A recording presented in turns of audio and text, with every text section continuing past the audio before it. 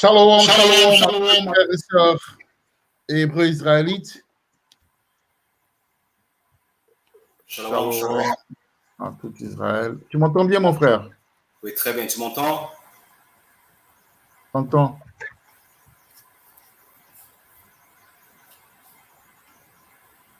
Ok. Il y a personne encore, mais bon, je suppose que les gens sont occupés, c'est normal. Je sais pas, c'est bizarre, je m'entends pas bien aujourd'hui. Je t'entends très bien. Ok.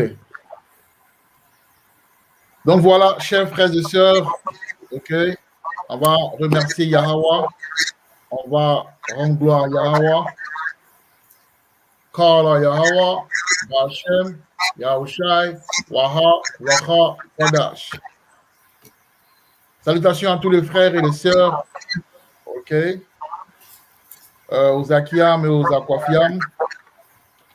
Et salutations, double honneur à tous les prophètes, ok, qui prêchent cet évangile-là, ok, et qui permettent aux frères et sœurs de vraiment comprendre la vérité. On a une personne en ligne. Shalom à toi. Shalom. Ok. Donc voilà. Mais en fait, c'est moi-même, il n'y a personne, en fait, c'est moi-même. Bref. Ah oui, il y a deux personnes. Il y a deux personnes. Ok. Donc, c'est déjà bon. Alors, à toutes les personnes qui sont là pour poser des questions, ok, vous pouvez écrire un shalom, ok, en commentaire. Ok, shalom au frère Ala Hazar, shalom mon frère Yarazakal. Alors, aujourd'hui, nous allons parler des hommes et c'est le frère Ala Hazar qui a assez de connaissances quand il s'agit de vraiment, il a une connaissance biblique approfondie. On va dire qu'il allait à la bonne école. Voilà, donc il va maintenant, il va vraiment nous partager sa connaissance sur Édom. Parce que il y a beaucoup de frères et sœurs, même il y a des frères qui prêchent la vérité aujourd'hui, francophones, qui ne savent pas qui sont, qui savent pas qui est Édom. Donc c'est impératif. Voilà, qui est Édom aujourd'hui. Donc, cher frère Ala Hazar, je te passe la parole.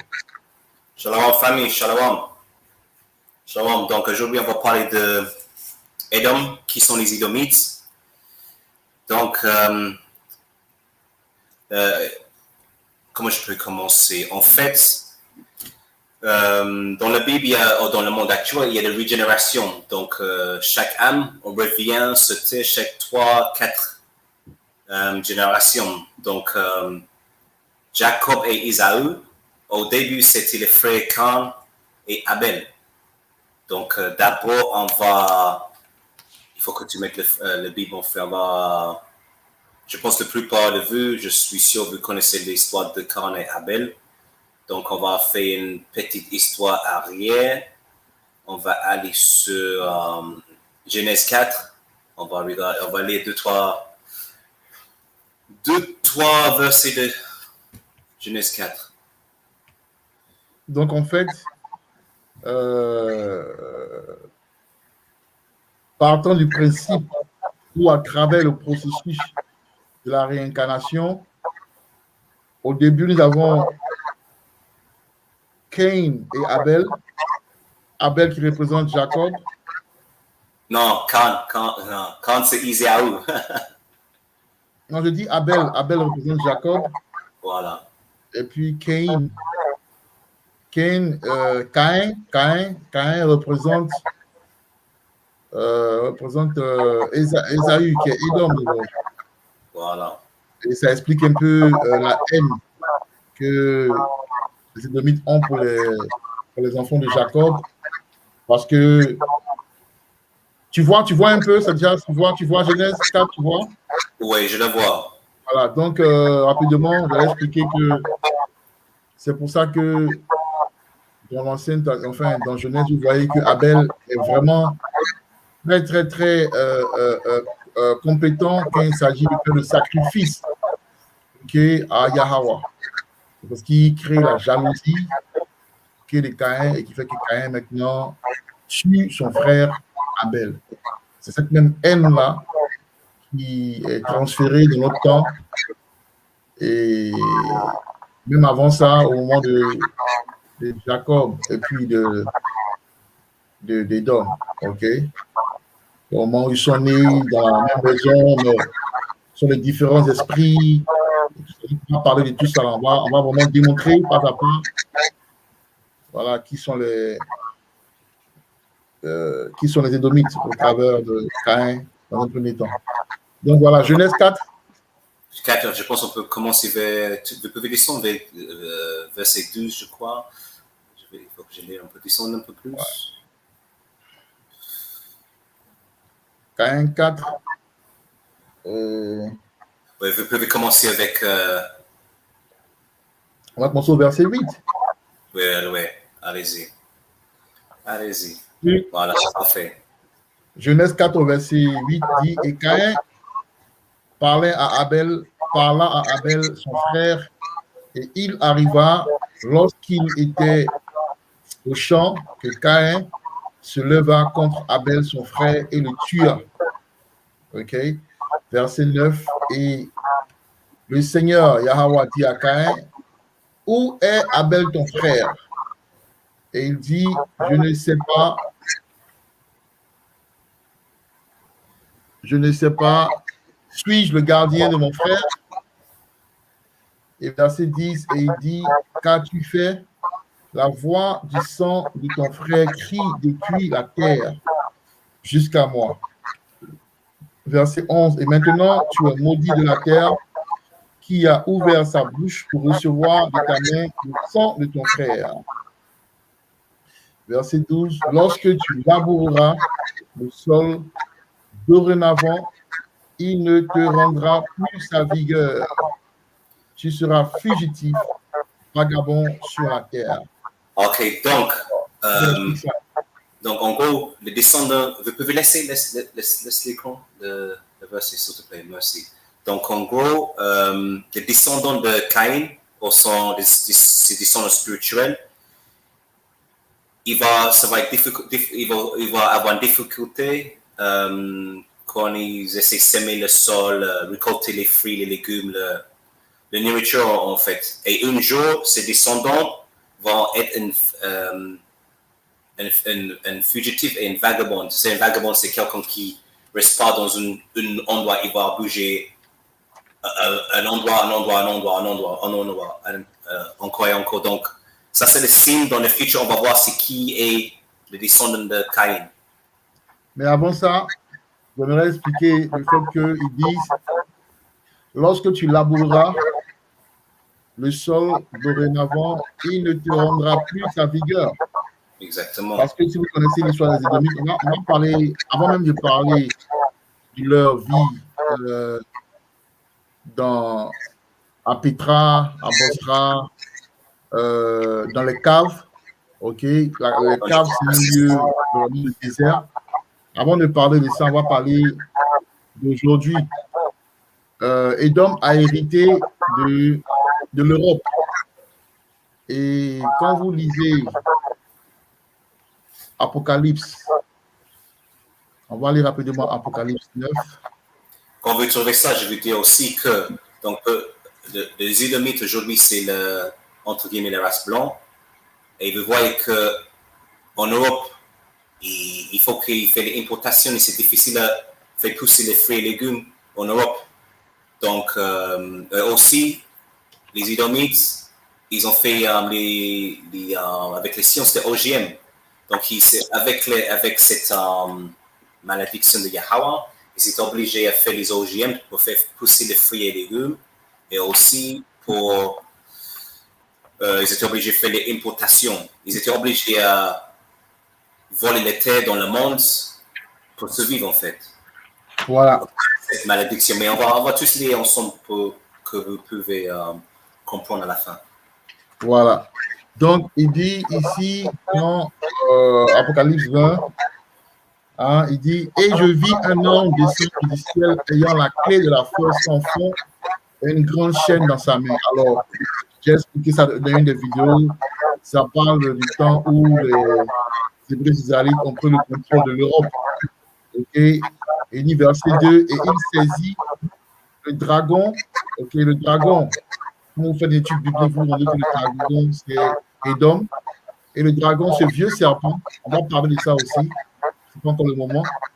Le vieux serpent qui est le diable et Satan et le lia pour 1000 ans.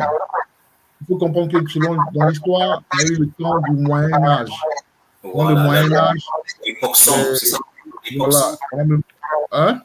Ouais, Dark Ages. Voilà, qui est Dark Ages en anglais. Les Noirs ont régné ici en Europe. Donc, les vrais rois, et tout ça, la civilisation de l'Europe a été mise sur pied par les Jacobites, les Jacobins. On connaît sous le nom des Jacobins, qui sont les morts aussi. On connaît sous le nom de morts, les Jacobins. Et c'est eux qui ont régné. C'est seulement qu'en 1492, pendant la Renaissance, que les Européens sont revenus au pouvoir.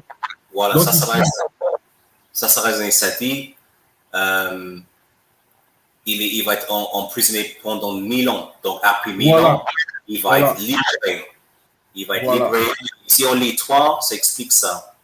Ouais, il dit, verset 3, il dit, et il le jeta dans la fosse sans fond. Alors, la fosse sans fond, en anglais, c'est des bottomless pits. OK? Alors, chez les chrétiens, on nous parle de l'enfer et ça. Non, ici, c'est un fait. OK, il dit, et il le jeta dans la fosse sans fond. Pourquoi la fosse sans fond? Parce que l'Europe est une terre où rien ne pousse vraiment. Voilà, comme le frère l'a si bien dit, ils sont obligés d'aller en Afrique, de piller le Congo, de piller la Côte d'Ivoire, de piller le Nigeria, de piller tous ces pays qui sont riches en ressources minières et tout ça, et café, cacao, matières premières et toutes ces choses-là, pour pouvoir vivre. OK, si le Mali, aujourd'hui, le Mali, le Niger, décidait de se lever contre la France, 50% de la France serait dans l'obscurité. OK, donc, les Européens, les Édomites sont obligés d'aller piller d'autres nations pour survivre. OK? Donc, c'est ça la force sans fond. Maintenant, en anglais, c'est le bottomless pit. OK? Et quand vous lisez 2 Esdras 5 au verset 24, alors le pit veut dire land en anglais, avec terre. Et je vais le lire un peu dans 2 Esdras 5 au verset 24, il dit, et de toutes les terres du monde, tu as choisi pour toi une région. Et de toutes les fleurs du monde, tu as choisi pour toi même un lit. Ok, donc il dit de toutes les terres. Quand vous lisez la même version en anglais, il dit, out of all the land you found, you choose yourself a pit. Ok, donc le pit représente la terre. Mais comme vous savez, dans les traductions, il y a toujours un mélange. Donc ici, c'est dit la force sans fond. Voilà, donc la force sans fond, là, voilà, c'est l'Europe. Parce que tous les continents dans le monde entier, c'est le continent qui n'y a rien en fait. J'ai un précepte vite fait, un peu jeté, vite fait pour. Vas-y, on lit ça rapidement. Vite fait, Michée 2.2. Bien sûr, Michée. Pour expliquer qu'est-ce que les Édomites, ils font dans le monde. Ils vont les champs, les pays, les autres. Pour les richesses, quoi. Michée 2.2. Michée 2, verset 2, dit ceci. Et ils convoitent des champs et les prennent par la violence. Oh, mon cheval! Et ils convoitent des champs et les prennent par la violence, et les maisons et les enlèvent. Ainsi, ils oppriment l'homme et sa maison, et même l'homme et son héritage. Voilà, l'homme et son héritage, ça veut dire l'homme et son héritage, il parle des Israélites, comme il y a des gens qui ont volé notre héritage, qui disent qu'ils sont des Israélites, mais ça c'est pour notre naissance, ça c'est pour 2.9, Apocalypse 2.9, Apocalypse 3.9, il parle de, si vous voulez lire ça dans votre temps libre, ça explique qui on parle, quoi. Donc, voilà. Voilà. Retourne Genèse 4.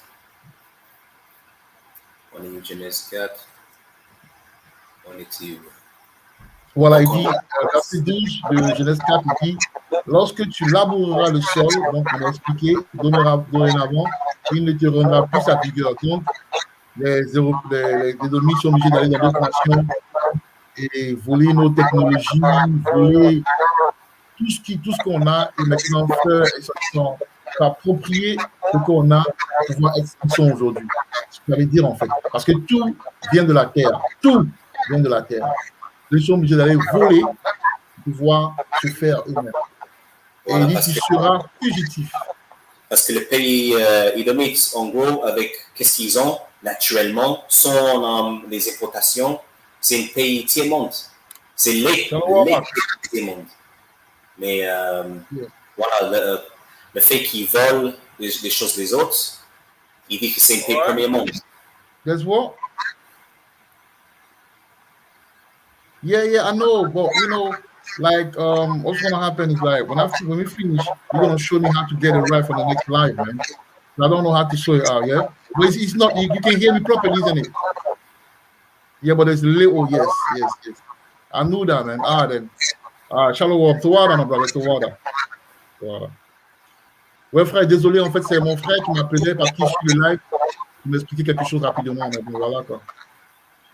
On est toujours bon, quoi. Ouais, ça va. Il dit non, qu'on voit que ma voix est bonne et tout ça, mais il y a un petit bruit qu'on entend vers la fin, chaque fois que je parle. Et on va régler ça, en fait. Donc, pour le prochain live, ce sera mieux, en fait. Il va m'aider à gérer ça. Ok. Donc,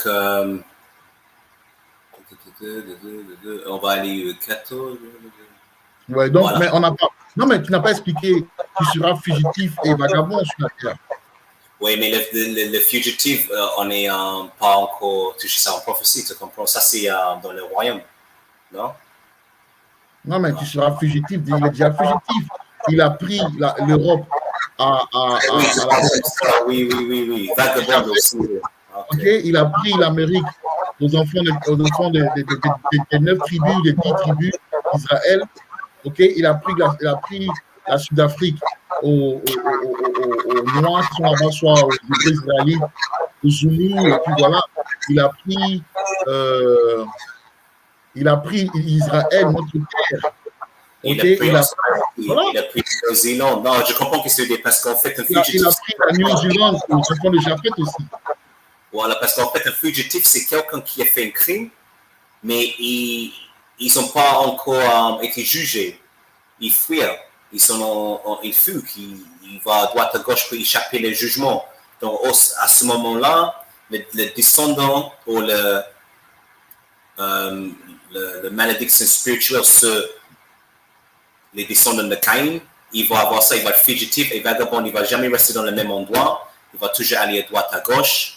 Il va commettre les crimes, il va jusqu'à aujourd'hui, comme on a vu, il ne va pas payer pour les crimes.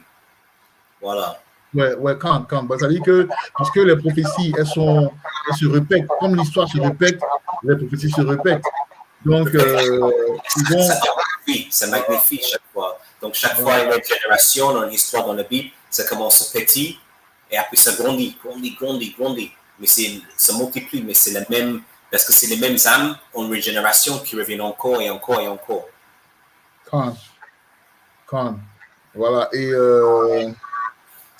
voilà, donc on a parlé des cas, on l'a dit en fait que selon, le processus de la réincarnation, on a fait une leçon sur la réincarnation. Donc, par la grâce de Yahweh, si Dieu veut, si Yahweh veut, la prochaine leçon, le live, c'est sur la réincarnation, par exemple. Régénération, on va dire c'est régénération. La régénération, ok. Oui. Dans le thème réincarnation, le veut dire retour, et puis incarnation veut dire dans le corps, incarné qui veut dire dans le corps, donc retour dans le corps. Mais c'est la même chose, bibliquement, c'est la régénération. Ok. Donc, voilà. On va maintenant parler de... 15, je pense qu'on peut juste couper jusqu'à 15, non?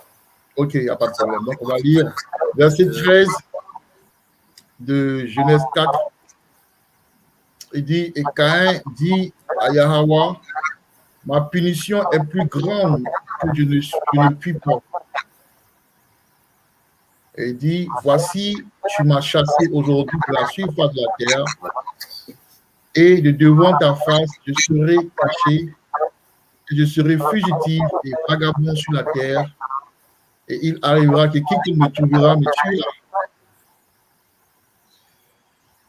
Et ça passe, c'est une prophétie future, parce qu'effectivement, une fois que nous rentrons dans le royaume, Édom va servir 1000 ans, et après les 1000 ans, sera détruit, sera la risée en fait. Frère, ça va? Oui, mon frère, je vais juste mettre la lumière. Ok, ça commence à être sombre. Excuse-moi, c'est là qu'il y a. Vous pouvez lire voilà. les 15. Vous pouvez lire les 15. Allez-y avec verset 15. Et Yahweh lui dit, c'est pourquoi quiconque te tuera Caïn, la vengeance sera prise sur lui au septuple, c'est-à-dire 7 fois. Et Yahweh met une marque sur Caïn afin que quiconque le trouverait ne le tue pas. Et ça, c'est le plus important. Donc, en gros, il va avoir une marque sur ces peuples qui ça va être évident que c'est eux. Donc, ça va être une marque physique. Donc, quand tu vois ces gens, tu sais que eux, c'est les descendants de Caïn. Mais on va parler de ça, on va les ensemble. Donc, on peut aller tout de suite, c'est quoi, Genèse 25? Tranquille. Ah ouais, tu vois ça. Tu vois que l'esprit de le Rocha Kodash travaille. Hein? Je pensais à ça aussi. Hein? Voilà. Donc, on va lire au verset 22 ou 23. Attends, je vais lire un peu, parce qu'il peut un peu d'histoire avant. C'est avant. On peut commencer à 21, hein? Ok. 21, ouais.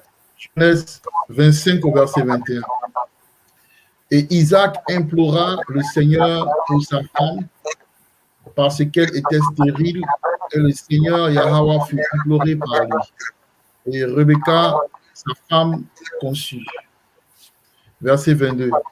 Et les enfants luttaient en elle, et elle dit, cela doit être pourquoi suis-je ainsi? Et elle alla s'enquérir auprès du Seigneur. Et le Seigneur lui dit, 2 nations sont dans ta matrice, et 2 sortes de peuples seront séparés en sortant de tes entrailles.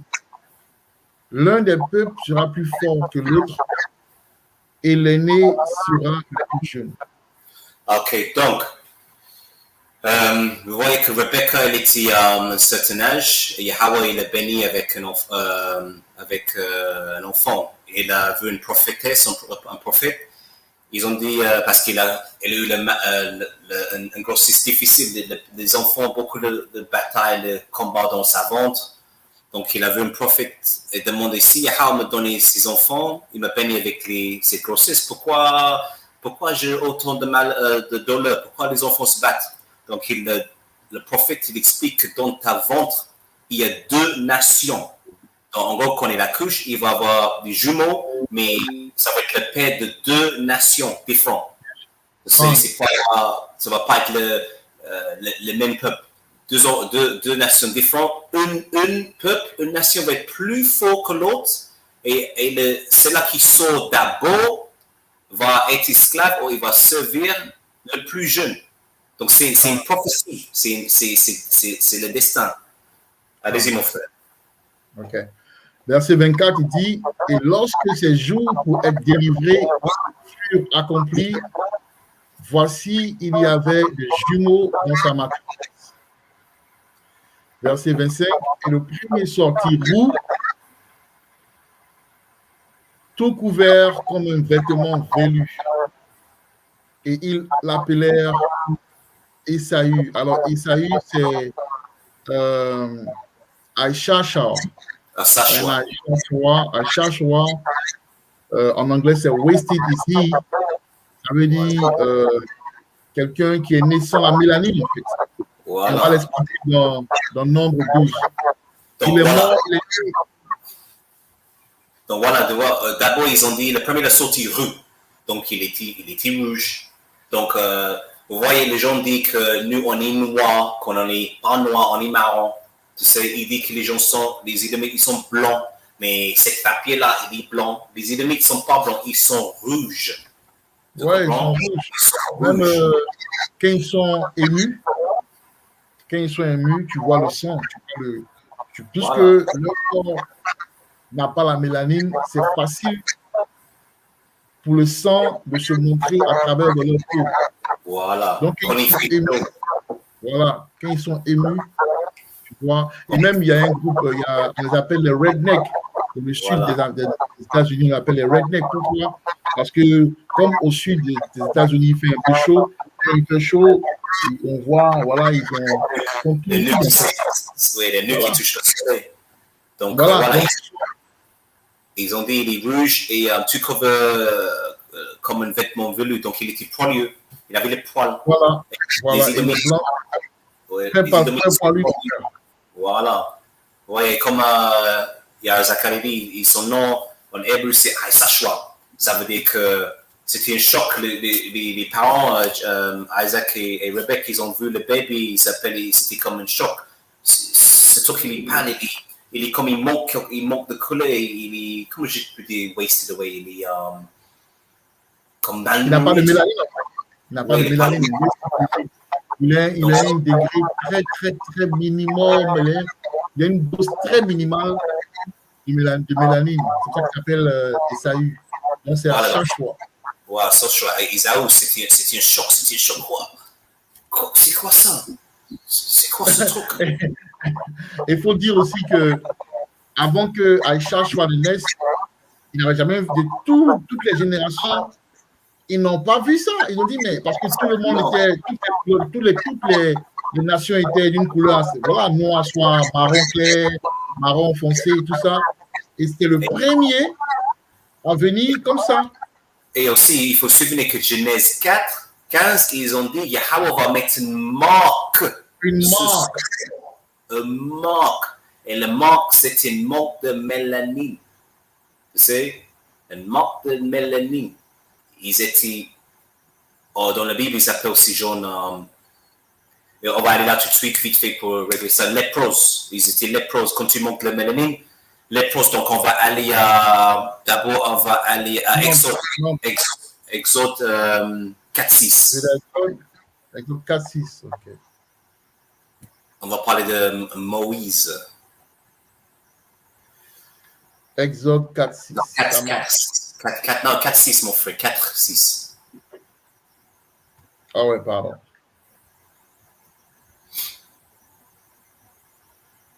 Exode 4.6. Je lis la parole de Yahweh. Et Yahweh lui dit encore, mets maintenant ta main dans ton sein. Et il mit sa main dans son sein. Et quand il la retira, voici sa main était lépreuse, blanche comme la neige. Voilà, donc imagine, Moïse, il avait sa main comme nous. Regarde, il a mis sa main dans sa veste, entre guillemets, et sa sortie, c'était blanche comme la neige, lépreuse. Ça veut dire que c'était quelle couleur avant. Ça veut dire qu'il avait le couleur, mais il a mis dedans, et Yahweh dit c'était lépreuse, comme, blanche comme la neige. Donc, être lépreuse, c'est être blanc. Voilà, être blanc, c'est lépreuse. Donc, si vous voulez. Allez-y, frère. Et puis aussi, il faut qu'on explique. Quand on dit blanche comme la neige, vous savez, la Bible, elle a ses termes. OK? En fait, ce qui s'est passé, c'est que c'était un degré, OK, de la peau caucasienne, en fait. OK? C'était toujours c'était pas blanc comme le blanc, comme ce blanc-là. C'est pas blanc comme ce blanc-là, hein, la couleur blanche. Au C'est plomb, blanc le t-shirt. comme un albino. C'était voilà, comme un albinos. Voilà, ça veut dire en fait, comme un albinos. Mais la Bible, et puis vous savez, quand vous lisez la Bible, lisez-la avec l'esprit, parce que la Bible a été traduite. Et les traductions souvent sont dans le sens de la suprématie édomite.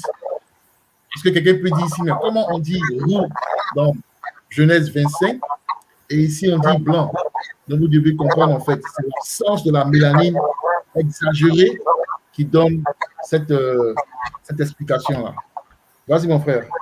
Donc si on lit 6, il dit, et le Seigneur lui dit encore, mets maintenant ta main dans ton sein, et il a mis sa main dans son sein, et quand il la retira, voici sa main est-il... Ah, pardon, excusez-moi, je vais lire 7. 7, excusez-moi. Et il dit, remets ta main dans ton sein, et il remet sa main dans son sein, et il la retira de son sein, et voici, elle était devenue comme le reste de sa chair. Donc voilà, donc ça montre que son chair, au début, c'était pas blanc comme la neige. S'il n'est pas blanc comme la neige, il était quelle couleur avant? Il avait le mélanine. Voilà. Et un dernier verset, on peut aller pour montrer... non, deux versets. Nombre 12-10.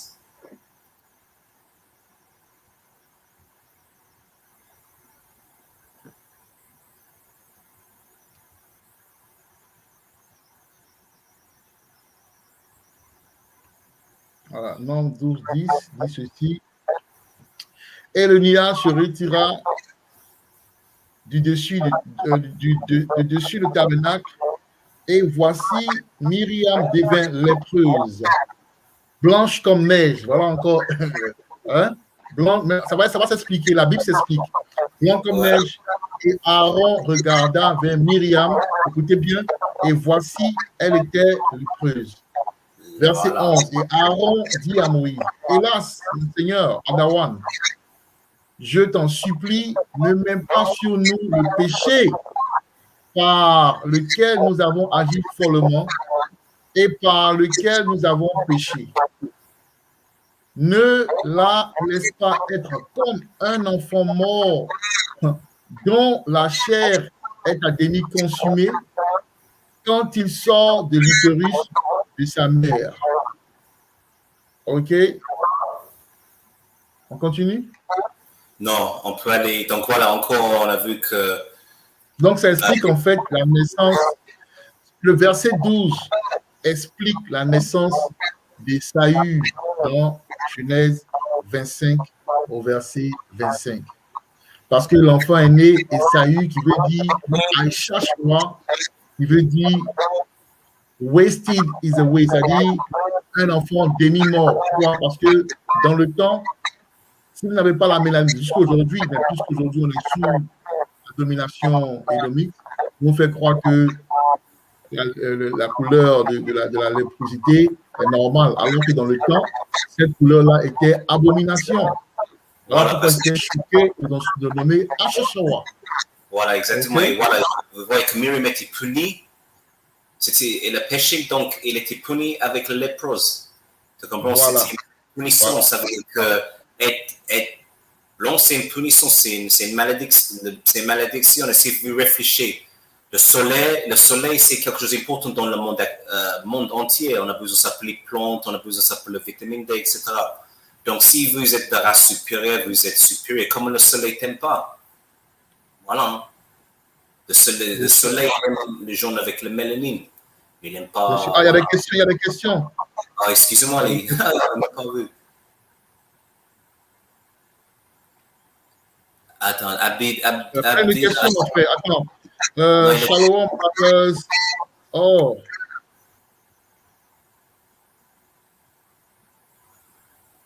Ouais, il faut tu m'entends bien, Abdi, à Israël? Il y a toujours le feedback. Tu peux me dire, mon frère? Ouais. Donc, il y a Cyprienne, il y a Peuple élu, Shalom, Peuple élu, Shalom.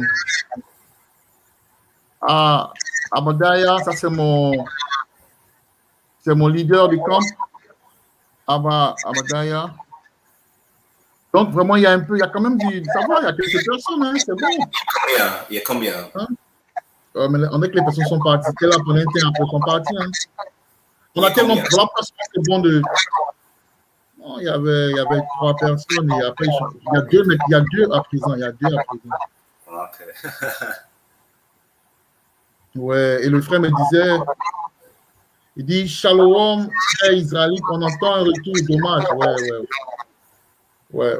C'est ce que Pepeli disait, en fait. On va régler ça. On va régler ça. Parce que là, je ne peux pas, sinon on arrête tout en même temps. C'est de ma faute. Et Abadaya Israël dit,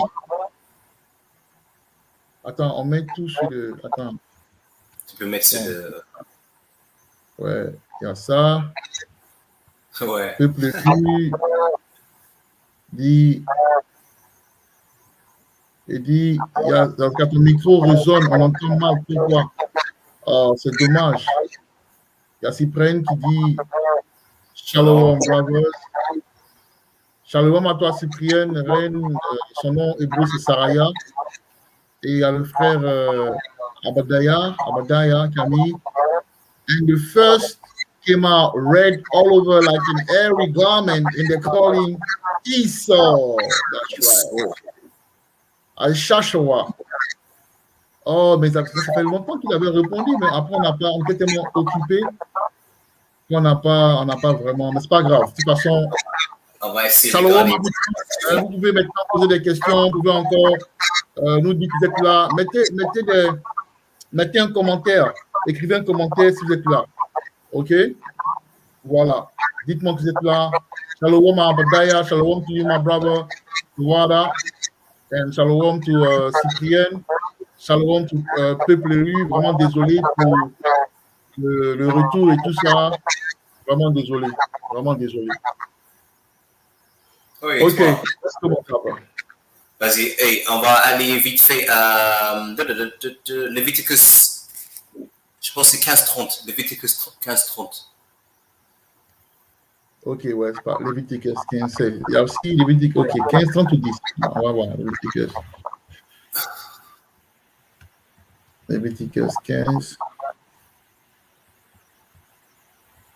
Pardon. Il faut enlever les... Et comment tu enlèves ça part au bout d'un moment Je veux pas. Tu vois ce que tu vois? Il y a toujours le message d'Abdia Israël. Non, c'est pas mauvais, ça peut rester. Voilà. OK. All right. On va dans Lévitique 15, verset 30. Voilà, je pense que c'est ça. Lévitique 15, verset 30 dit ceci. Et le prêtre offrira l'un pour une offrande du péché et l'autre pour une offrande coutumée. Je pense que c'est le mauvais. Attends. Non, je pense que c'est faut aller dans je pense que c'est Lévitique 10, hein, si je ne me trompe pas. Tu sais qu'est-ce que je cherche? Ouais. Non, je sais, c'est un peu quand une femme. Il faut qu'on en parle, c'est vrai. C'est pas 15-30, c'est 13-30. 13-30. Ouais. Excuse-moi, c'est là qu'il y a. Ouais. OK, Lévitique 13-30. Il ceci, alors le prêtre fera la plaie et voici, si elle est à la voir plus profonde que la peau et qu'il y est en elle du poil jaunâtre et fin, alors le prêtre le prononcera souillé, c'est la teigne, c'est-à-dire une lèpre de la tête ou de la barbe. Donc voilà, donc si vous avez le cheveu blanc, c'est ça les blondes et fins, c'est un signe de léprose. Donc quel peuple, ils ont les cheveux blondes et fins, les Édomites.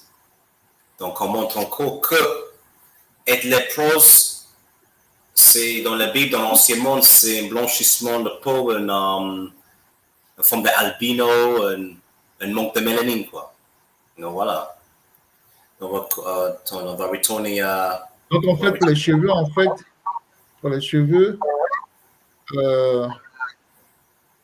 pour les cheveux, dans verset 30, en fait, c'est pour ça qu'on dit aux sœurs de ne pas faire des perruques, mettre des perruques, de ne pas avoir les perruques qui ont la couleur la couleur blonde, des femmes blondes et tout ça, parce que ça représente la teigne, en fait.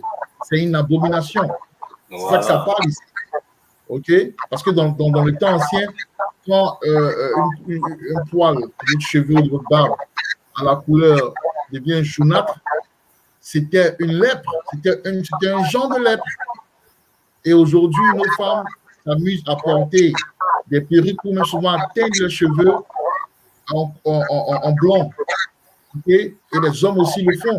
C'est dommage, ça veut perdre votre identité. C'est une malédiction. Ouais, Okay? c'est une malédiction.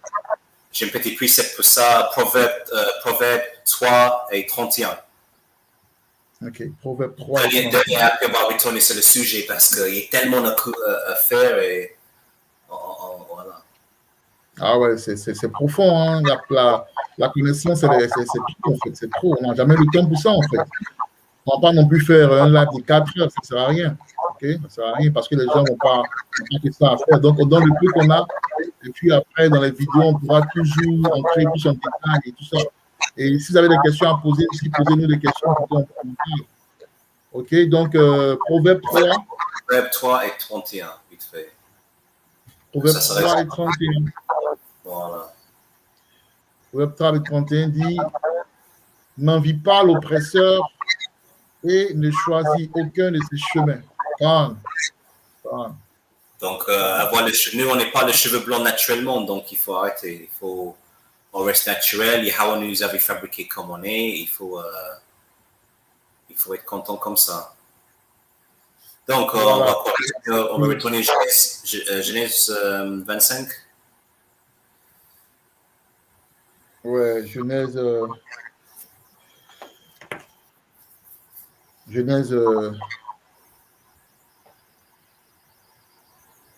25, comme tu as dit. Hein. Voilà. On était là.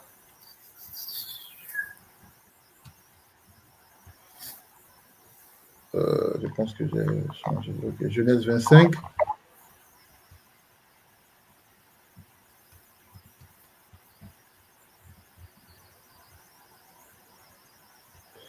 Genèse 25.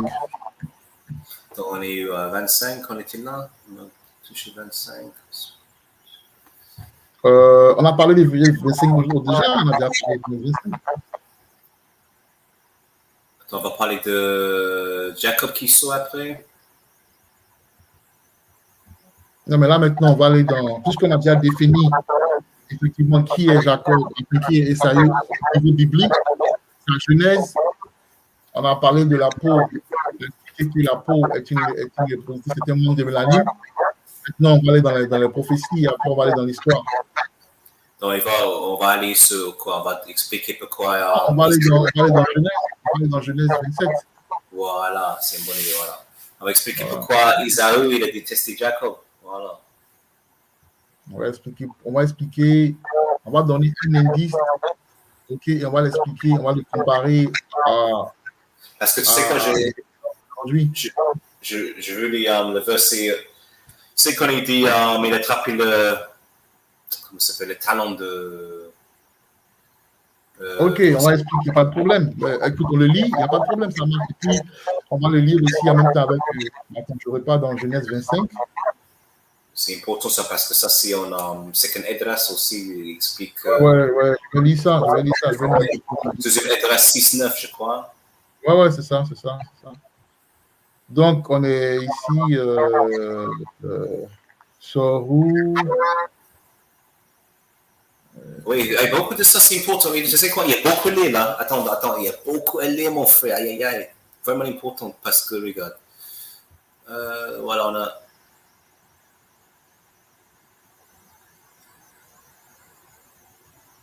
Shalom à Adassa, Biraka, Samba. Ah ouais, ça c'est Diana.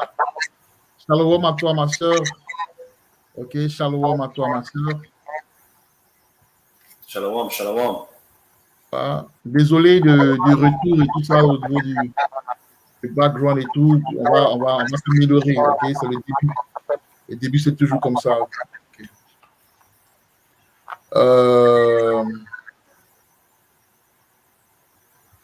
Alors, on repart dans Genèse, non, Genèse 25. Ouais. Au verset... Quel est le verset déjà? On a arrêté 25, je crois, ouais. Ouais. Et le premier sortit nu, tout couvert, comme un vêtement velu, et ils l'appelèrent Esaü. OK? 26. Et après cela sortit son frère, et sa main tenait le talon d'Esaü. Son nom fut appelé Jacob, et Isaac était âgé de 60 ans quand elle les enfanta. OK?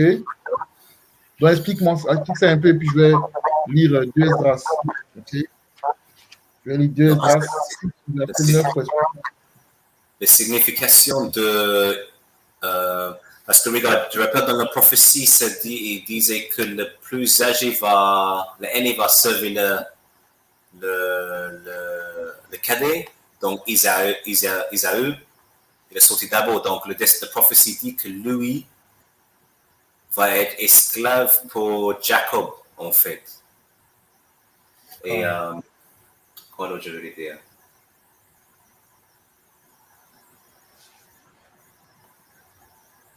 Je veux dire tout le monde.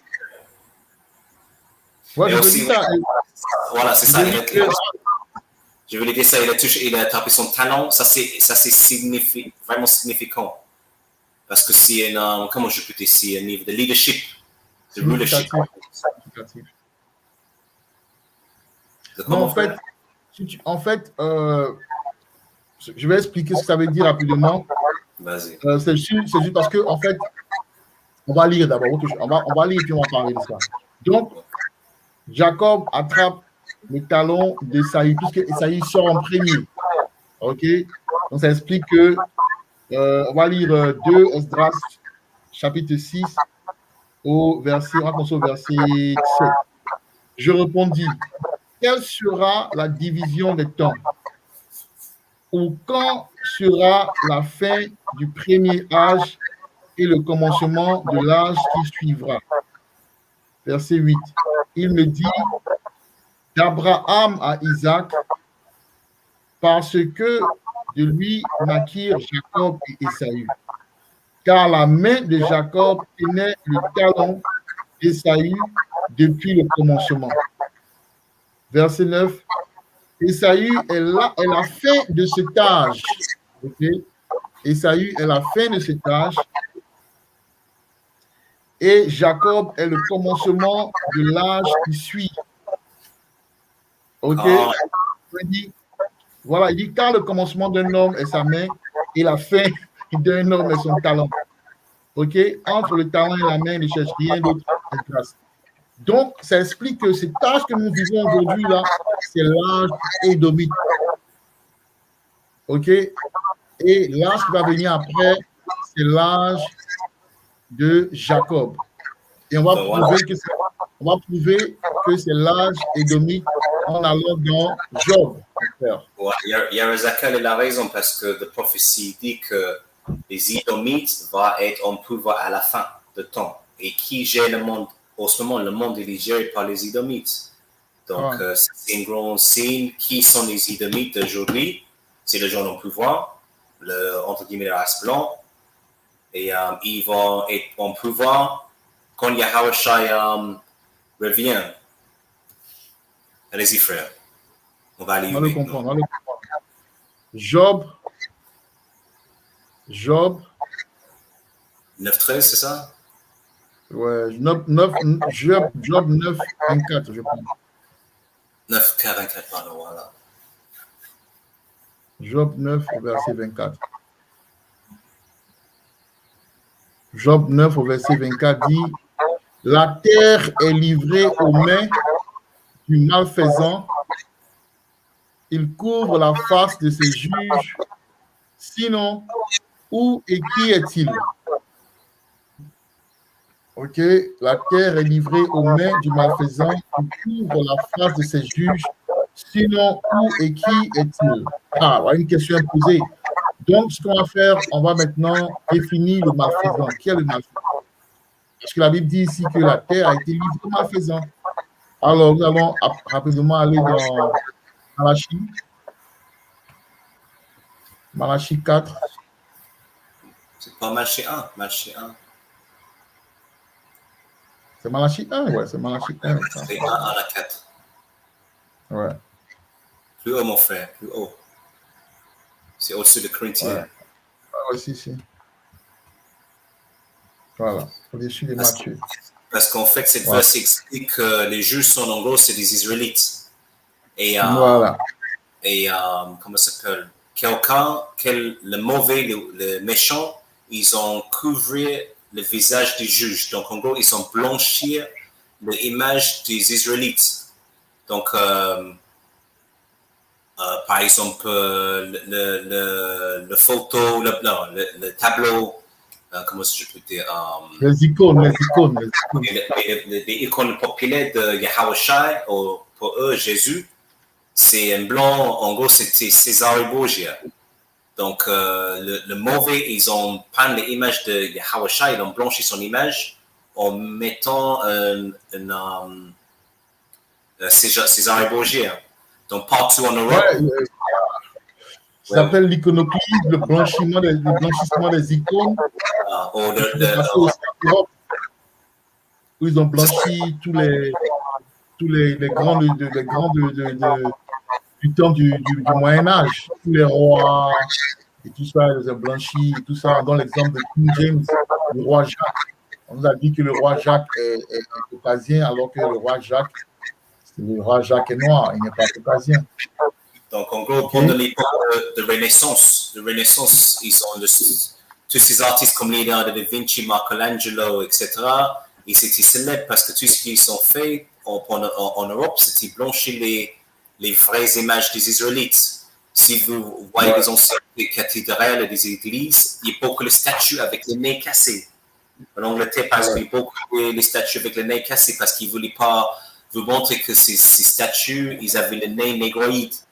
Donc, ils ont cassé le nez, peint les images, et voilà quoi. Aujourd'hui, toutes les images dans les églises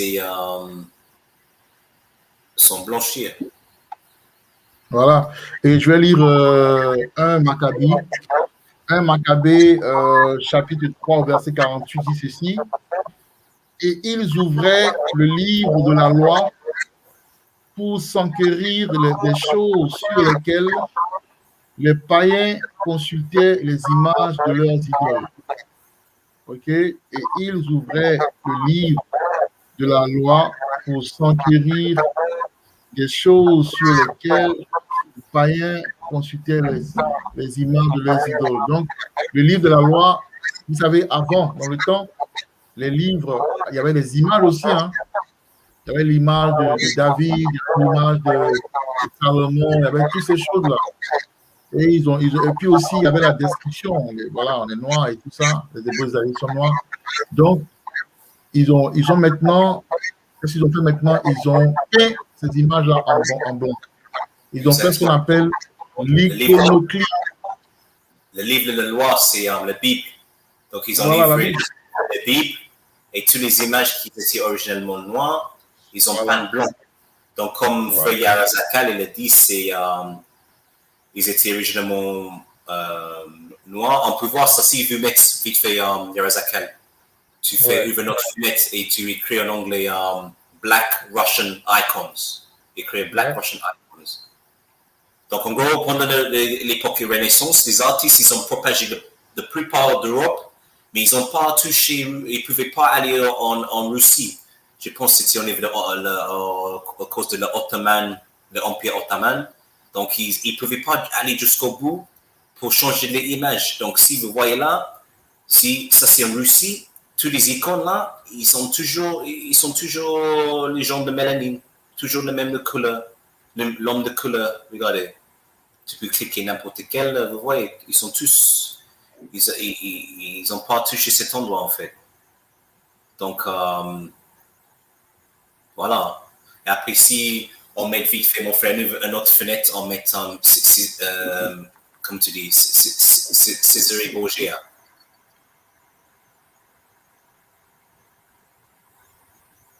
Voilà, mon frère.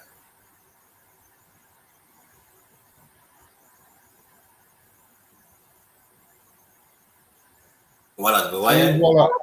Voilà. Ça, c'est l'image qu'ils ont eue pour Jésus. C'était Césarée Borgia. C'était l'amant de Leonardo da Vinci.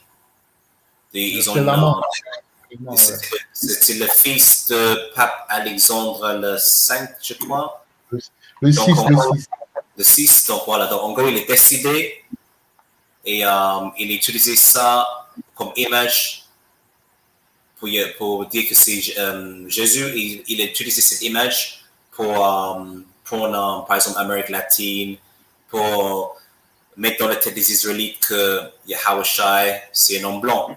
Donc, on peut aller, comment tu dis Wisdom of Solomon? C'est sagesse? Sagesse 14-15. Ouais. Sagesse 14-15.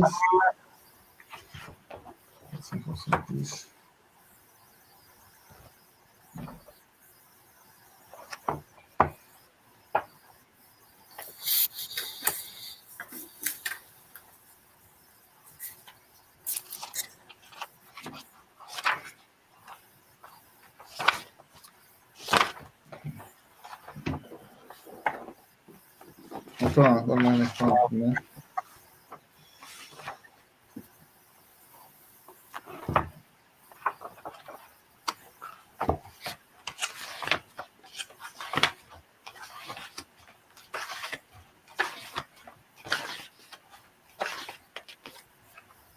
Voilà, 14-15 dit ceci.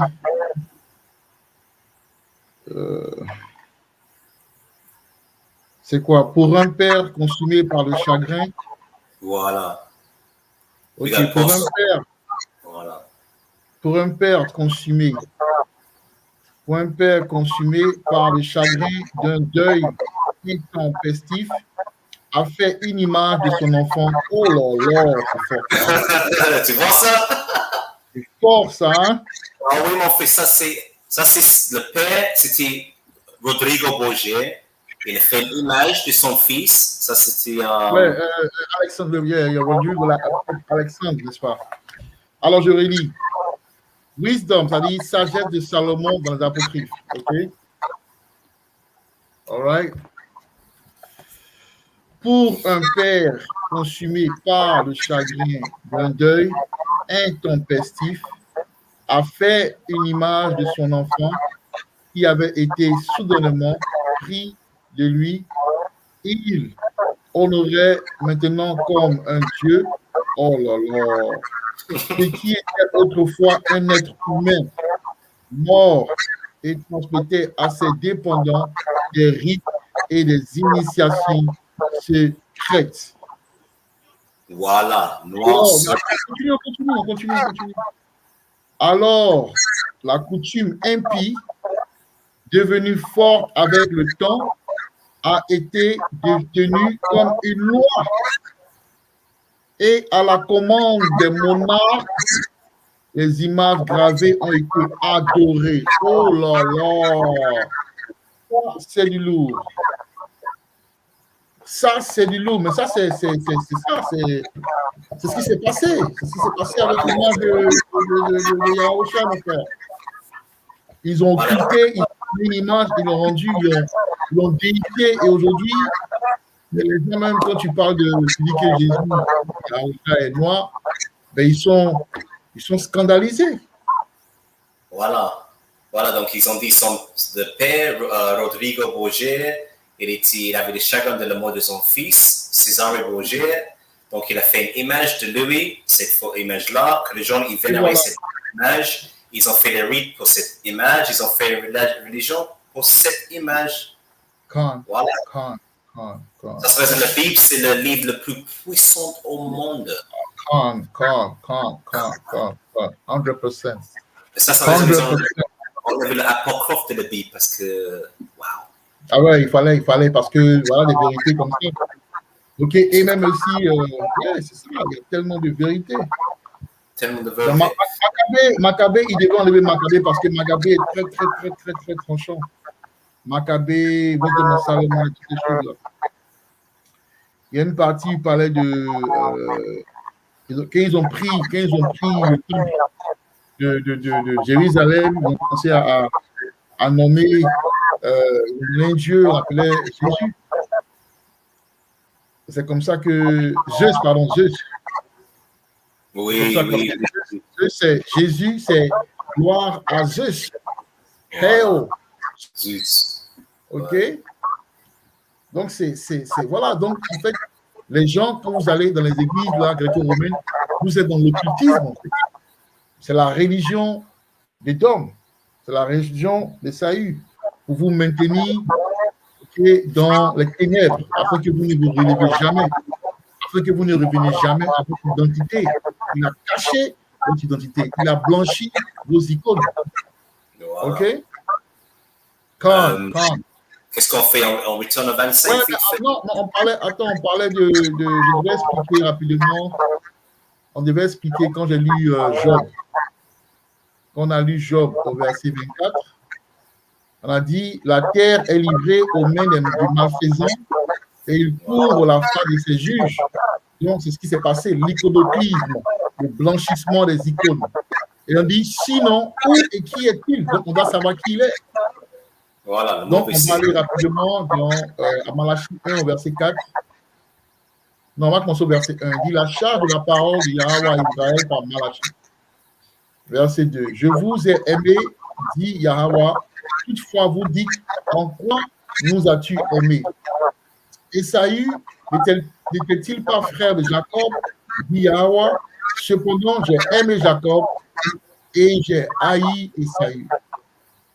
Et j'ai mis ses montagnes en désolation et son héritage pour les dragons du désert. Il faut qu'on en parle aussi. Il faut qu'on aille directement dans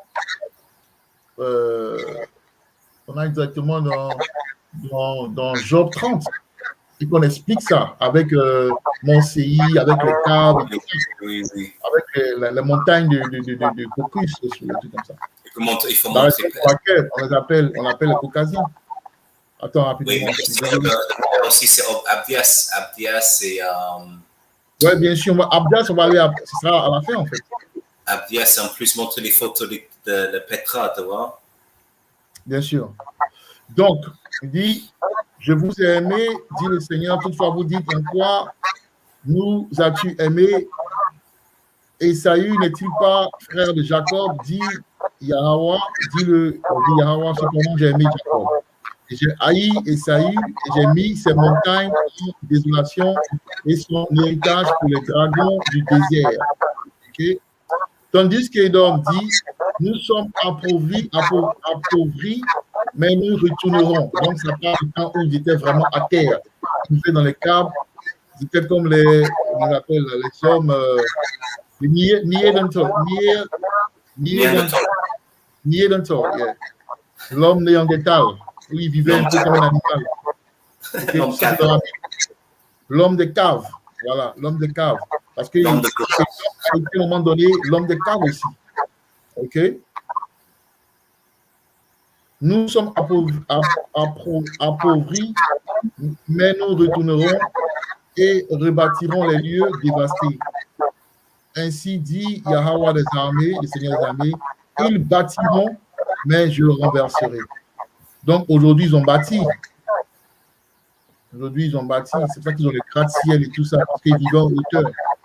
Donc ça leur rappelle leur vie dans le passé. Okay? C'est pour ça qu'ils aiment bien vivre en hauteur. Nous, on vit pas en hauteur. Et on les appellera la frontière de la méchanceté. Et le peuple contre lequel Yahweh est indigné pour toujours. OK, donc ils sont les méchants. OK, donc on parle de malfaisants, méchants, c'est la même chose. Donc c'est eux les méchants. Donc on a expliqué, on a défini Job 9 au verset 4. Maintenant, il faut qu'on aille dans... Attendez, un tout vous regardez vite fait, mon frère. C'est juste... Vas-y. Ouais, vas-y, parle. Je fais quelque chose rapidement. Il faut aller à Genèse 25 pour moi, vite fait. Genèse 25. Ok. Genèse 25.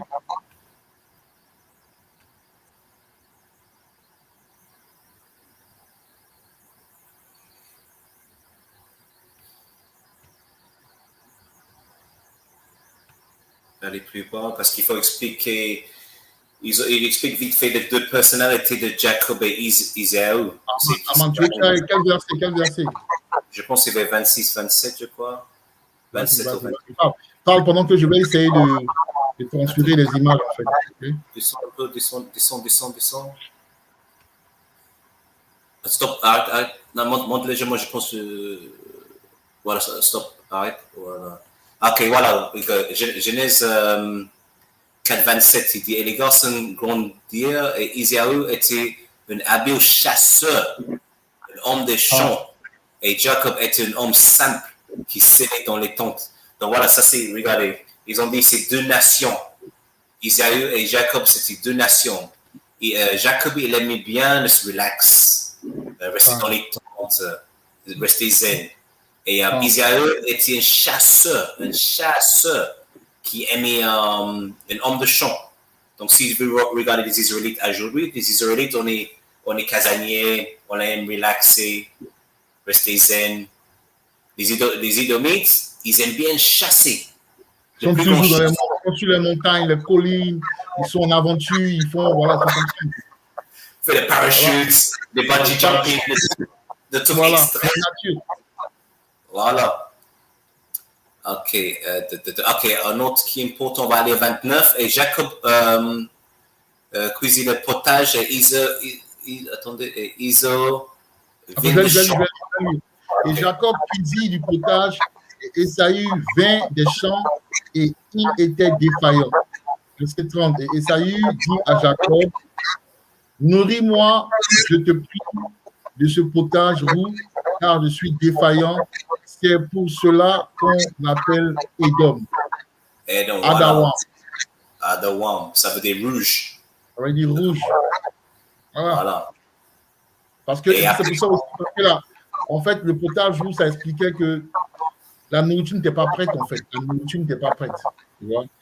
Et la viande n'était pas cuite à 100%. C'est pour ça que quand vous allez dans les restaurants, ils aiment manger la viande qui n'est pas prête et tout ça. Ils ont rare. En anglais, c'est rare. Seigneur, mon frère. Je veux ça, Seigneur. Mais c'est ça. Ouais, la Bible est claire. Nous, on n'est pas le droit à manger le Seigneur, mais les Édomites, ils adorent le Seigneur. Ah ouais, justement, c'est à cause de la prophétie. La prophétie, voilà. Maintenant, allons-y je voulais qu'on aille dans Job 30, mais on va aller dans. On n'a pas fini, mon frère. Il faut qu'il y ait deux versets de plus. Parce qu'il faut comprendre pourquoi il a haine. Regardez, il a dit, en gros, Isaïe, il avait faim. Comment ça peut? Jacob, il a dit, ok, je te donne cette nourriture, mais il faut que tu fasses quelque chose pour moi. Il demande. Quand. Verset 30, et Esaü dit à Jacob, nourris-moi, je te prie, de ce potage roux, car je suis défaillant, c'est pour cela qu'on l'appela Edom. Et Jacob dit, vends-moi aujourd'hui ton droit d'aînesse. Et Esaü dit, voici, je suis sur le point de mourir, pourquoi me sert ce droit d'aînesse? Ok? Voilà. Et Jacob dit, jure-moi aujourd'hui, et il lui jura. Et il vendit son droit d'aînesse à Jacob. Puis Jacob donna à Esaü du pain et du potage de lentilles, et il mangea et but et se leva et alla son chemin. Ainsi, Esaü méprisa son droit d'aînesse. Donc voilà, là, ça c'est vraiment important. En général, en gros, quand toi tu es l'aîné, c'est toi qui as le droit de succession, le droit d'héritage. Mais Isaïe, il a vendu son droit d'héritage à son frère pour un peu de nourriture. Mais selon la prophétie, si vous regardez quand Rebecca il a vu le prophète il a dit que comment ça s'appelle, l'aîné va servir le cadet. Donc, c'était un destin. C'était le destin que Isaü a vendu son héritage, quoi. Voilà. Et leur héritage va être quelque chose de magnifique. Imagine ton père, il a une maison, tu vois, et tu dis, tu sais quoi, ton petit frère, vas-y, non, tu sais quoi, donne-moi un burger, j'ai faim, tu peux avoir le droit de succession, tu vas en gros avoir la maison. Donc, en gros, il a vendu le droit de succession, son héritage pour un morceau de nourriture. Ça montre comment ça montre qu'il est charnel, en fait. C'est un mec très, très charnel. Et c'est pour ça que dans Ésaïe, dans Genèse 27, on va expliquer. D'ailleurs, dans Romains 9, au verset 13, et même au verset 11, ça explique que, en fait, les deux enfants n'ont rien fait. Ça veut dire que Ésaïe n'a rien fait de mal. Mais c'était comme ça que Yahweh a préparé la chose. Parce que Yahweh a aimé Jacob et il a détesté Ésaü. Parce que c'est des régénérations, tu te souviens, c'est des régénérations Voilà, de Cain et voilà, Abel. voilà. Exactement. Mais c'est pas dans Malachie 1-4 qui explique ça. Il faut aller Malachie 1-4 pour expliquer ça. Que Yahweh il a choisi Jacob pour. Il explique pourquoi. On a lu ça, on a lu Malachie 1. Ça expliquait ça. J'ai lu ça tout à l'heure. Il dit que j'ai aimé Jacob et je déteste et j'ai haï Esaü. On a déjà lu ça. C'est quoi quel verset qui dit I will have mercy on who I have mercy on? C'est celle-là qui parle. C'est de quelle celle-là? Non, mais attends, regarde. Non, je veux que tu lises ça. Lisons ça, mon frère. Tu vas voir. Lisons Romains. Romains, c'est ça? Romains 9, 14 ou quelque chose. Voilà, lisons Romains 9. Romains 9 est plus. Voilà. Effectivement, il y a le I will have mercy. J'ai pitié. Ok, de qui, la personne à qui je veux avoir pitié ou un truc comme ça. C'est-à-dire, je fais ce que je veux, quoi. Tu vois, c'est pas. Voilà. Allez-y. Alors, Romains 9 au verset 11 dit car les enfants ne sont pas encore nés, n'ayant fait aucun bien ni mal, afin que le dessein de Yahweh selon l'élection puisse se maintenir, non des œuvres, mais de celui qui appelle. Non des œuvres, mais de celui qui appelle. Donc, Yahweh a décidé de bénir Jacob, de lui donner le royaume, le prince. Il a béni Ésaü, mais il a seulement donné le côté charnel des choses, il a donné le côté spirituel des choses. Et je veux si tu es prêt, si tu veux bien, on peut aller. Tu as fini avec ça? Non, il faut. Attendez, il y avait un truc important avec Romains 9, là. Ok. Qu'est-ce que tu veux dire? Regardez, comme tu dis, il montre une bonne. Verset 12. Et il lui fit dire l'aîné servira le plus jeune. Voilà. Comme il est écrit, Jacob, je l'ai aimé, mais Ésaü, je l'ai haï. Verset 14. Que dirons-nous alors? Y a-t-il de l'injustice avec Yahweh? Dieu nous en garde. Car il dit à Moïse, j'aurai miséricorde, voilà, j'aurai miséricorde. Pour qui j'aurai miséricorde? Et j'aurai compassion. Pour qui j'aurai compassion? Car, voilà, noir sur blanc. Noir sur blanc. Donc, on ne peut pas dire, ah, mais pourquoi? Hey, si tu as un problème, tu te plains à Yahweh. C'est Yahweh qui règle tout. Okay? C'est Yahweh qui règle tout. Donc maintenant, comment on fait? On va dans Genèse 27. Ouais, voilà, c'est une suite logique. Donc voilà. Genèse 27. OK. Voilà, on va commencer peut-être au verset parce qu'on n'a plus assez de temps maintenant. Hein. On va commencer au verset peut-être 27. Non. On se au verset 37 ou verset 36 ou verset 35. Verset 35. Et il dit, ton frère est devenu subrepticement et a pris ta bénédiction. Parce que maintenant, vous devez lisez Genèse 27 tout le chapitre pour mieux comprendre en fait comment expliquer. Ouais, Verset 36, il dit, et il dit, n'est-il pas appelé justement Jacob, car il m'a supplanté ces 2 fois. Il a pris mon droit d'aînesse, mais j'aimerais dire que c'est encore le mensonge d'Esaü parce qu'il ne t'a pas supplanté. Il t'a dit, si tu veux que je te donne à manger, tu me donnes ton droit d'aînesse. Il a mis un choix, il a dit, il t'a demandé. Tu lui as donné ça parce que tu avais faim. Parce que Esaü est trop charnel, mon frère. Il aurait pu jeûner. Mais il n'a pas jeûné. Il aurait, tu vois, il a lui-même donné son droit d'aînesse à Jacob. Et maintenant, il vient se plaindre comme quoi, car il m'a supplanté ces 2 fois. Il a pris mon droit d'aînesse. Et voici maintenant, il a pris ma bénédiction. Et il dit, n'as-tu pas réservé une bénédiction pour moi? Verset 37.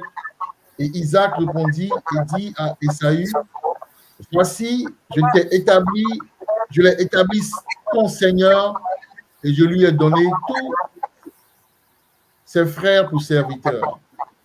Et je l'ai pourvu de grain et de vin.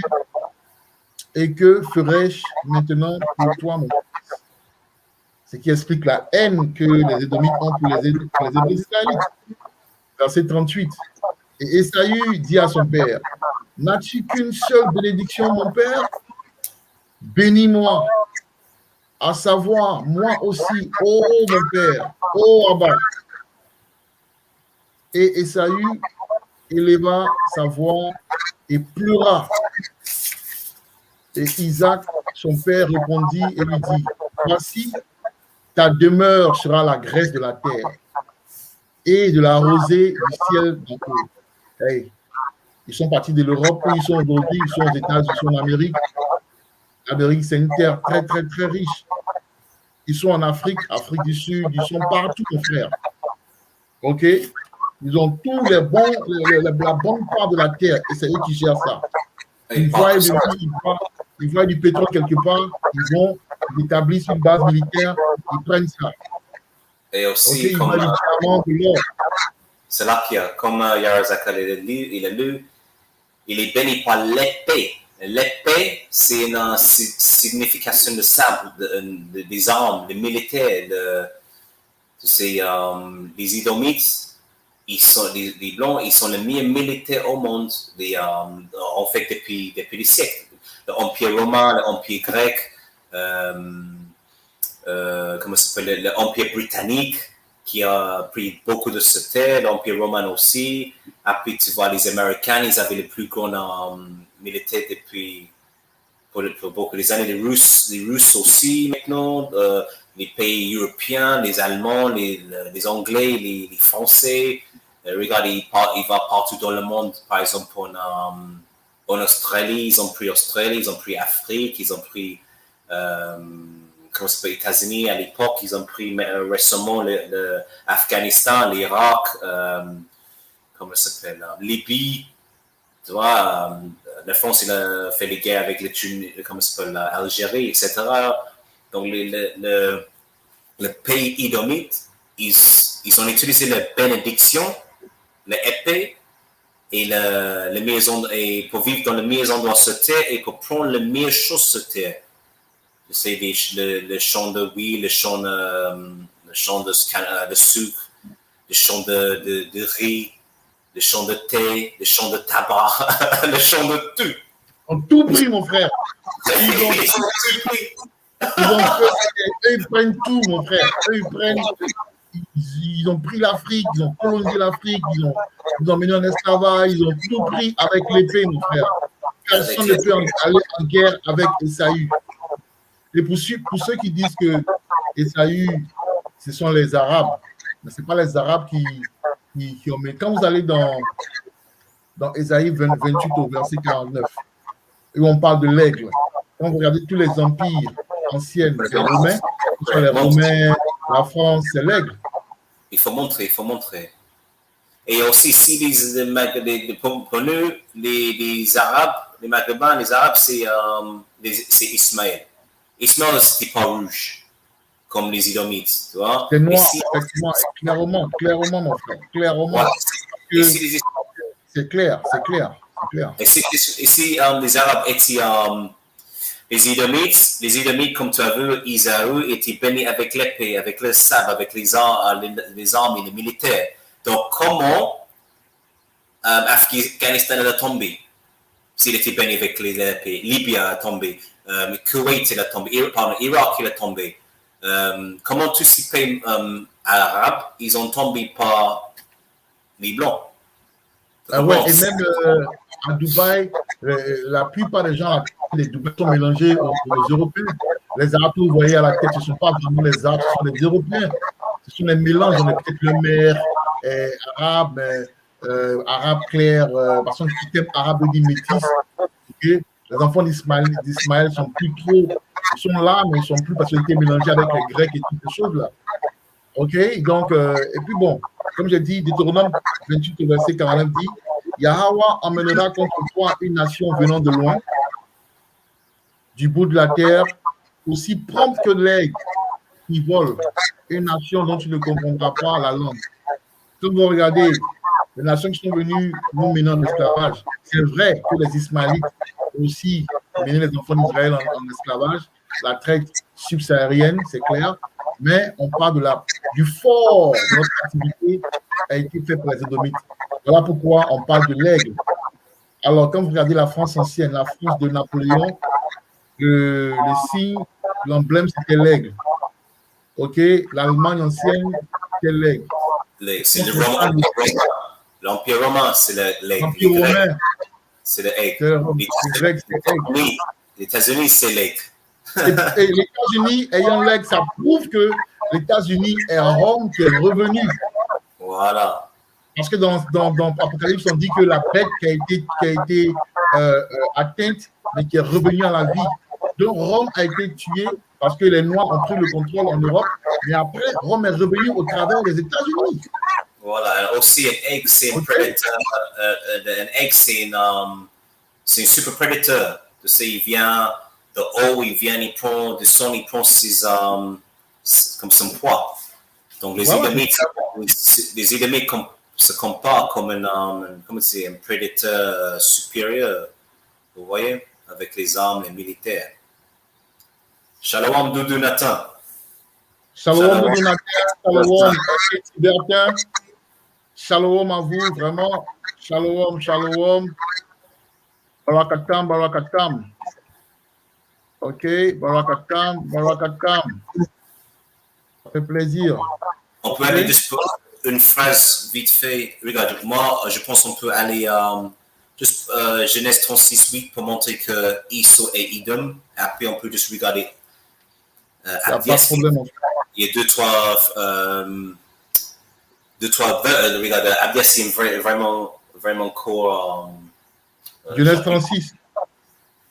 Genèse 36.8, ouais. Mais commençons au premier verset, mon frère. Hein? Et puis on continue. Ah ouais, c'est bon de parler des Montsei et tout ça. On va parler. Ok, il n'y a pas de problème. Ok, ça marche. Alors, Genèse 36 au verset 8 dit, et Esaü demeura au mont Séir. Esaü est Édom. Voilà. Quand. Je montre les photos? Voilà, donc, ouais, il faut montrer Édom d'abord. Mont Séir, Édom. Et après, on peut montrer Petra. C'est pas ça. Ah ouais, t'es déjà, ok, bien. Ah, c'est quoi? C'est Petra? Non, Petra, c'est avant. Voilà. Regarde, ça c'est Petra. Donc, Petra, on est un plan, tu peux aller, comment ça s'appelle, aller ouvrir notre fenêtre et écrire, je pense, Petra Edom, voir si ça va montrer les plans. Donc, il peut voir que les géographies de.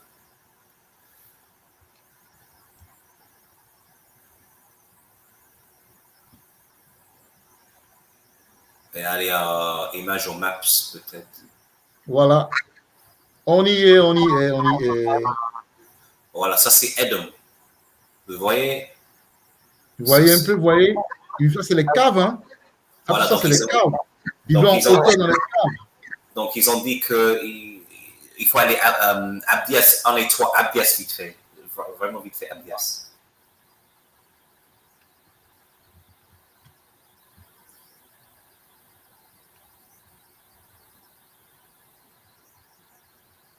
Voilà là, sur Amos. Quand... J'adore, ça c'est peut-être mes meilleurs chapitres dans la Bible. Abdias, c'est le meilleur. Abdias, c'est le meilleur. Un seul chapitre, mais c'est le chapitre qui parle d'Édom, en fait. C'est le chapitre par excellence, ok, sur Édom, en fait. Voilà. Commence par le début. Commence par le début, s'il te plaît. Mais, quand la vision d'Obadiah, d'Abdias, ainsi a dit le Seigneur Yahweh concernant Édom. Nous avons entendu une rumeur de la part du Seigneur et un ambassadeur est envoyé parmi les païens. Levez-vous et levons-nous contre ce peuple pour la bataille. Voici, je t'avais fait petit parmi les païens et tu es fort méprisé. Ah ouais, il est méprisé, hein. Personne n'aime les Édomites. Hein. Oui, parce qu'il n'y a pas beaucoup, voilà, il n'y a pas beaucoup les Édomites. Ils ont l'épée, ils tiennent avec l'épée, donc ils ont le pouvoir militaire, mais voilà. au niveau du nombre de chiffres des Édomites, il n'y a pas beaucoup au niveau des Israélites, des Africains, des Hamites, des Ishmaélites, des Arabes, des Moabites, des Chinois. Il y a beaucoup plus des autres nations que les Édomites. Voilà. Donc, Yahweh ils sont pas, comment on appelle ça? Ils ont un gène récessif. Ils ne produisent pas comme nous on produit. C'est-à-dire qu'ils ne sont pas féconds comme nous. Leurs femmes ne sont pas fécondes comme nos femmes. Ok? Ça veut dire aussi. Exactement. Verset 3. L'orgueil de ton cœur t'a trompé, toi qui demeures dans les fentes du roc. En d'autres termes, dans les caves. Dans les fentes du roc dont l'habitation est haute. Et qui dit en ton cœur, qui me fera descendre jusqu'à terre? Voilà pourquoi ils aiment les gratte-ciels aussi. Les gratte-ciels, c'est un symbole de leur orgueil, en fait. Voilà, cette verset, il est tellement puissant parce que, comme il dit, il vit dans la fin de roc. Ça, c'est Petra, à l'époque. L'habitation est haut. Ça, c'est les gratte-ciels de notre jour. Et ici, voilà. Il vit en hauteur, en fait. Voilà. Il vivait en hauteur, vous voyez les caves, vous voyez tout ça, c'est des habitations. Ils vivaient comme des animaux. Ils vivaient comme des animaux de montagne, mon frère. C'était chaud. Voilà, mais je voulais regarder. Tu vois, c'est là, le deuxième ligne, le deuxième. Oui, c'est là, regarde. Et regarde, si tu écris, par exemple, Bank of England, sur notre anglais, Bank of England.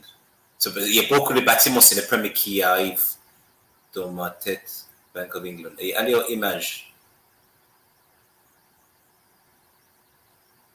Allez à image. Yeah. Exactement. Okay. Tu le vois, ouais? Tu vois ça, Donc, si tu... Ah oui, c'est la même chose. Ça. Donc, si tu cliques Petra, tu vois les forêts. Voilà, ouais, c'est la même. C'est la même. Voilà. C'est la même architecture. C'est la même. Donc, si les Édomites sont creusés dans le. Si vous voyez les images, ils sont creusés dans les rochers pour vivre. Il faisait tellement chaud. Ah ouais, regarde ça. Voilà. Il faisait tellement chaud. Il n'y avait pas de crème solaire à l'époque. Il n'y avait pas le Nivea, etc. Vous voyez? Le solar, je ne sais pas comment vous. SPF 50, tu vois? Donc, ils étaient obligés de cacher dans le rocher pour avoir l'ombre, tout ça. Pour se protéger contre le soleil. Donc, vous voyez, au travers l'esprit, au travers la régénération, la même architecture a voyagé dans le temps. Donc, il y a beaucoup de bâtiments qui ont pris la même structure, architecture comme Edom. Parce que c'est le même peuple qui a fait Edom et Et le monde actuel, c'est les Edomites, c'est les... Voilà, tu sais qui. Donc voilà. Après, on peut retourner à Abdias vite fait. C'est merveilleux, c'est merveilleux. C'est merveilleux. Donc, il y a Razakal aussi, il dit qui va me faire descendre jusque la tête. Donc, les Édomites, ils sont beaucoup orgueil, comme dit la fierté. Ils pensent que personne, il n'y a pas une nation qui peut le faire descendre, qui est une militaire qui peut le battre. Quand, donc verset 4 dit, bien que tu te lèves comme l'aigle et que tu mettes ton nid parmi les étoiles, je te ferai descendre de là, dit le Seigneur. Un autre verset puissant, comme il dit, que tu t'élèverais comme les aigles. Donc, le gratte-ciel, les drapeaux, et il dit qu'ils mettent ses habitations, quoi, c'est ça? Voilà, ton nid, l'habitation parmi les étoiles. Ça, c'est des grands gratte-ciel. Vous voyez, il habite dans le penthouse suite, tu sais, voilà, les bâtiments les plus hauts sur Terre, c'est les Édomites qui sont le meilleur appartement dedans. Donc, regardez, Abdias, il sait c'est qui les Édomites. Les Édomites, il est sans doute c'est qui. Ah ouais, c'est clair, mais il a dit Édom lui-même. Et puis verset 10, elle prouve que ce sont les Européens parce qu'il dit ici, à cause de ta violence faite à ton frère Jacob, la honte te couvrira et tu seras retranché pour toujours. C'est le temps que nous vivons aujourd'hui. Le temps que nous vivons aujourd'hui, nous assistons à la fin édomite. Okay? Nous assistons à la fin des Édomites. OK? Voilà. Nous sommes à la fin du règne édomite. OK? Voilà. Donc, le verset sur le jugement. Yahushai viendra, on va aller dans Ésaïe 63. Ah, bon, ça c'est l'ennemi préféré. 63, ah oui. Ésaïe 63. On est à la fin, mes chers frères et sœurs, on est à la fin. Il ne faut pas que ce soit trop long parce qu'après, c'est trop long, c'est plus tout ça, c'est plus ça. Donc, on va finir dans quelques minutes. Okay? Donc, Ésaïe 63, verset 1 dit, qui est celui qui vient d'Édom, de Bosra, avec des vêtements teints, celui qui est magnifiquement paré, voyageant selon la grandeur de sa puissance, c'est moi qui parle avec rectitude et qui ai pouvoir de sauver. Pourquoi y a-t-il du rouge à ton vêtement et tes habits sont-ils comme ceux de celui qui presse dans la cuve?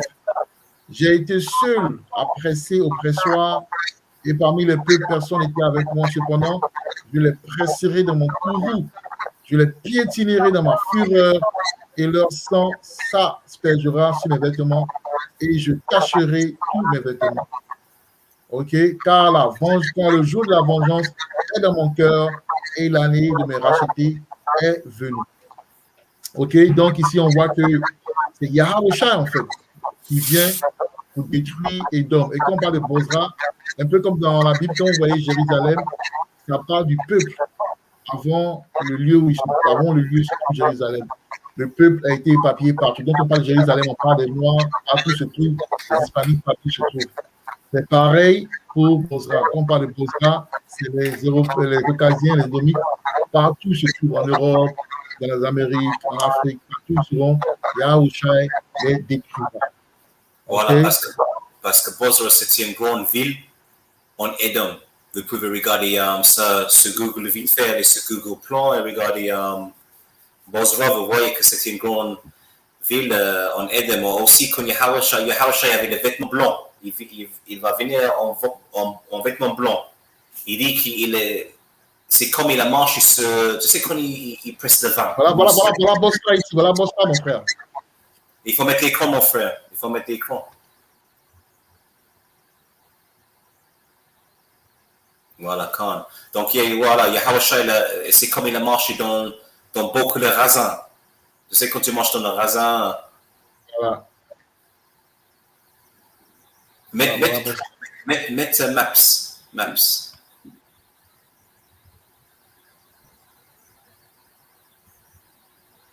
Et c'est il monte? Non, pas comme ça. Et c'est pas B-O-Z-R-R-H, B-O-Z-R-R-H, B-O-Z-R-A-H. B-O-Z-R-A-H.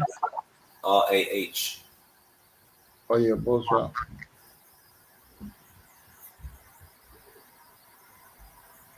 Voilà, bonsoir. T'es rocailleuse, mon frère. Écris Bosra Edom, si tu veux. Peut-être ça va. Bosra Edom. Donc, comme je dis, Hawashai, et la manche, c'est celle-là, voilà, le premier en bas, voilà. Deuxième ligne. Deuxième ligne, premier. Ici? Non, le premier, à gauche, voilà, celle-là. Non, en bas, la deuxième ligne. Le premier, c'est la deuxième ligne. Celle-là?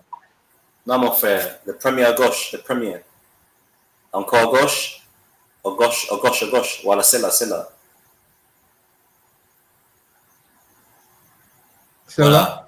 Voilà, tu vois, c'est des Kingdom of Edom, donc le royaume de Edom. Et ah non, il ne monte pas, voilà.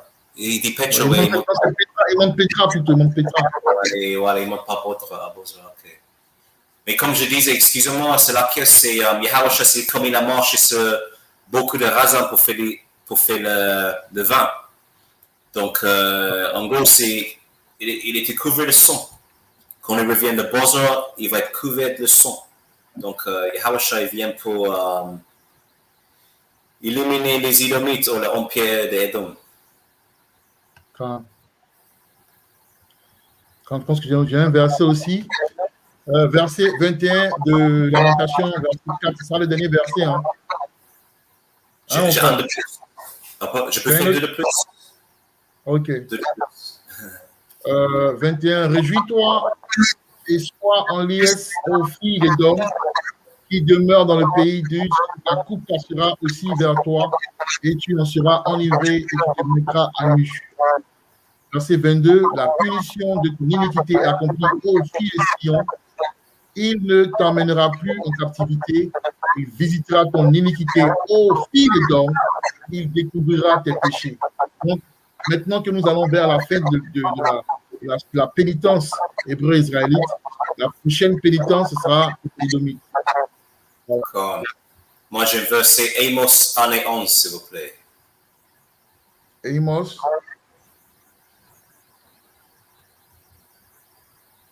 Amos combien? 1 et 11. Ok.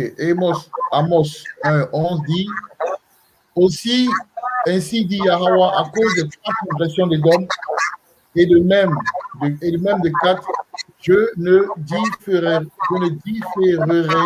pas sa punition parce qu'il a poursuivi son frère avec l'épée Khan et qu'il a rejeté toute pitié et que son courroux déchira continuellement et qu'il garda sa colère à toujours. Ouais, l'esclavage, tout ce qui se passe.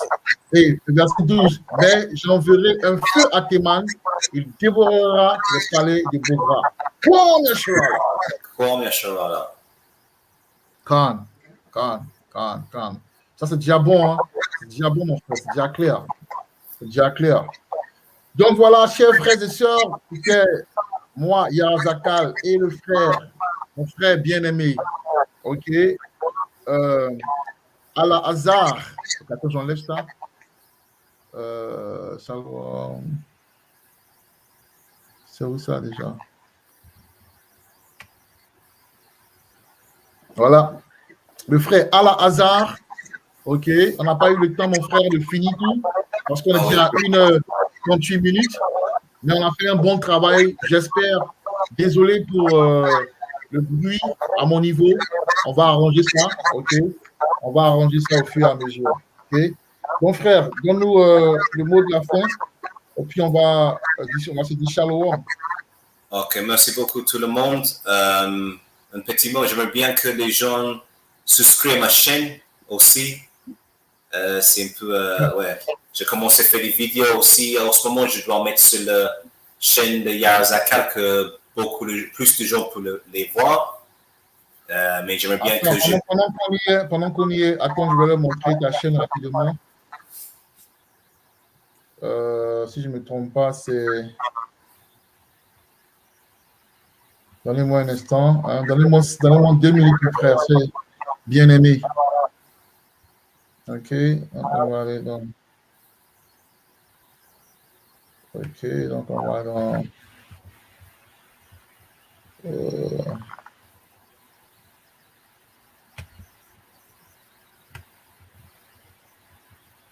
Voilà, Watchmen. Oh. Voilà, donc le frère, voilà sa chaîne. C'est Watchmen for Israel, voilà, Watchmen for Israel France. OK. Voilà. Allez-y, tapez Watchmen for Israel France. Et puis, voilà, vous pouvez souscrire. Moi, j'ai déjà souscrit. Hein, vous voyez. Quand vous souscrivez, vous cliquez ici, vous avez le all tapé sur le tout. Comme ça, vous avez toutes les notifications chaque fois qu'il publie une vidéo. Cool. Je vais essayer de faire au moins une vidéo par jour. Ou 5 vidéos par semaine. J'ai beaucoup de choses. Je n'ai pas eu le temps pour faire une vidéo aujourd'hui. J'ai un que j'ai vu le faire. Peut-être que je vais essayer de faire demain matin. Mais voilà. Donc voilà, chers frères et sœurs, c'était un plaisir. À tous les Akiam, à tous les Akafiam, vraiment, ce sera meilleur au fur et à mesure. Et je vais régler peut-être que je prenne un casque avec le micro ou que je change des choses. Mais voilà quoi. Donc, ça a été un plaisir pour tous ceux qui ont suivi.